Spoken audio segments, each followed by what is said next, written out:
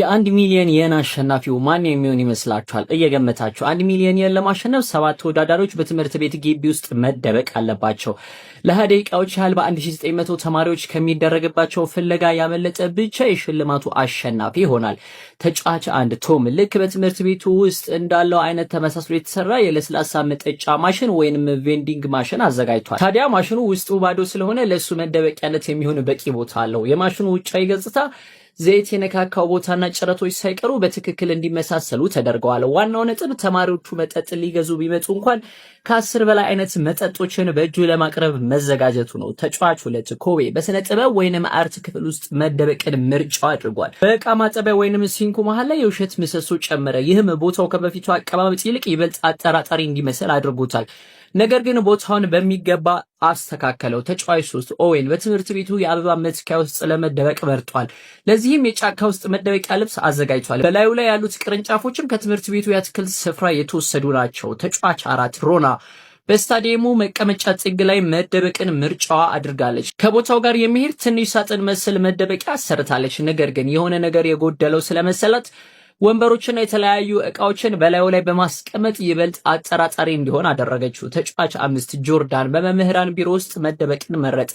አንድ የፕሪንተር ማሽን ውስጥ ገብቶ ለመደበቅ እንዲመቸው ውስጡን ባዶ አድርጎታል። እናም ማሽኑ መምህራን የሚጠቀሙበት በመሆኑ ተማሪዎች ዝም ብለው አይፈትሹትም ብሎ አስቧል። ተጫዋች 6 ጄምስ ወደ ስፖርት አዳራሹ ወይንም ጂምናዚየሙ ጣሪያ ላይ ወጣ። ይህ ቦታ ብዙውን ጊዜ ለሰራተኛ ብቻ ክፍት በመሆኑ ሙሉ በሙሉ እንዳይሸፈን በፕሮግራም አዘጋጆች ተከለከለ። ስለዚህ ሰውነቱን በሙሉ ነጭ ቀለም በመቀባት ጥግ ላይ ተቀምጦ ራሱን ከግድግዳው ጋር አመሳሰለ። ተጫዋች 7 ካርተር አንድ ትልቅ ፖስተር አገኘ።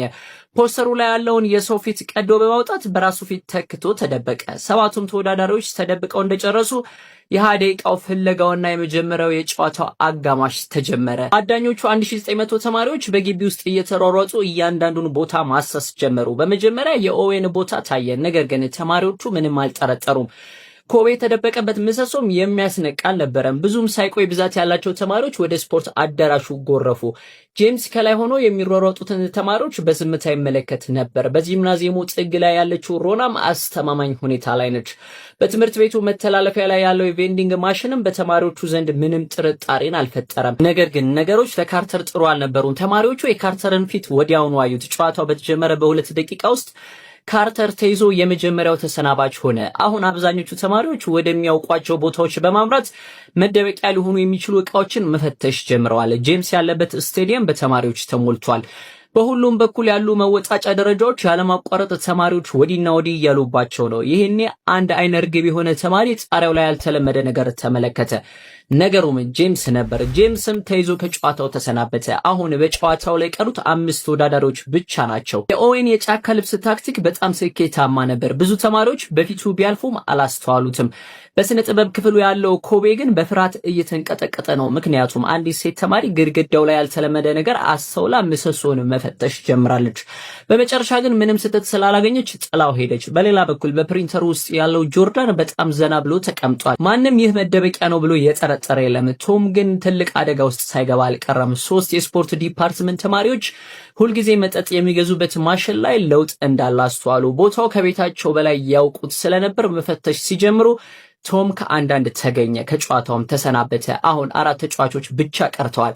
ካሜራ ወደ ኦዌን ሲመለስ 3 ሴት ተማሪዎች አካባቢውን በጥርጣሬ የተመለከቱት ይመስላል። ለመፈለግ ቢሞክሩም ልብ ብለው አላዩም ነበር። አጠገባቸው የነበረውን ታዳኝ አልተመለከቱትም። ኦዌን የተያዘ መስሎት በድንጋጤ ተነስቶ መሮጥ ጀመረ። በዚህም ከአንዳንድ ተያዘ። የጨዋታው ግማሽ ሰዓት ላይ ሳይደርስ አብዛኛው ተወዳዳሪዎች ተይዘው ተሰናብተዋል። በመጀመሪያው አጋማሽ የመጨረሻዎቹ 10 ሰከንዶች ላይ ያልተጠበቀ ነገር ተከሰተ። አንድ መምህር ፕሪንት ለማድረግ መጡ። ማሽኑ አልሰራ ስላላቸው ብልሽቱን ለማስተካከል በማሰብ ከፈቱት። ይሄኔ አጅሬ ጆርዳን ውስጥ ላይ ቁጭ ብሎ ተገኘ። ጆርዳን እድለኛ ባለመሆኑ ምክንያት ለመሰናበት ተገደደ። የመጀመሪያው ዙር የጨዋታ ጊዜም ተጠናቀቀ። አሁን የቀሩት 2 ተወዳዳሪዎች ብቻ ናቸው። በሁለተኛው ዙር 1900 ተማሪዎች ለ10 ደቂቃ የሚቆየውን ፍለጋቸውን ቀጠሉ። ይሁን እንጂ በዚህኛው ዙር ምንም አይነት ፍንጭ ማግኘት አልቻሉም። ነገር ግን ከጥቂት ደቂቃዎች በኋላ ወሳኝ የአርት ክለብ ተማሪዎች መጡ። እናም በምሰሶ ላይ ጥርጣሬ ሳያድርባቸው አልቀረም። ዙሪያውን እየነካኩ ሲፈትሹ ውስጡ ባዶ መሆኑን ተረዱ። ስለዚህ አንድ ሰው እዚህ ተደብቋል ብለው ስላሰቡ ወንድ ተማሪ ተማሪዎችን እንዲረዷቸው ጠይቀው ከፈቱት። ውስጡ የነበረው ኮቤም ተያዘ። አሁን ሳትያዝ የቀረችው ሮና ብቻ ናት። ማንም ያልጠበቃት ሮና የመጨረሻ ተስፋ ሆነች። ተማሪዎች እሷ ያለችበትን ሳጥን ቢፈትሹም አላገኟትም። ምክንያቱም አዘጋጆቹ ራሱ እስኪደነቁ ድረስ ሮና ከሳጥኑ ውስጥ ወዲና ወዲህ የተንቀሳቀሰች በጥቁር ልብስና በጨለማው በመታገዝ ትደበቅ ነበር። ጨዋታው ሊያበቃ 3 ደቂቃ ሲቀረው ግን ተማሪዎቹ በአንድ ጊዜ ሳጥኑን 2 ጎኖች ከፈቱ። በመጨረሻም ሮና ተገኘች። 7ቱም ተወዳዳሪዎች ተያዙ። የዚህ የውድድር አሸናፊዎችም ተማሪዎቹ ሆኑ። የ1 ሚሊዮን የኑንም ሽልማት ወሰዱ። እሺ ሰዎች የምንሰራው ስራ የሚመቻችሁ ከሆነና በምላሹ ደግሞ እናንተኛም በትንሹ ማገዝ ከፈለጋችሁ ቻናላችንን ሰብስክራይብ፣ ይህን ቪዲዮ ደግሞ ላይክ አድርጉት።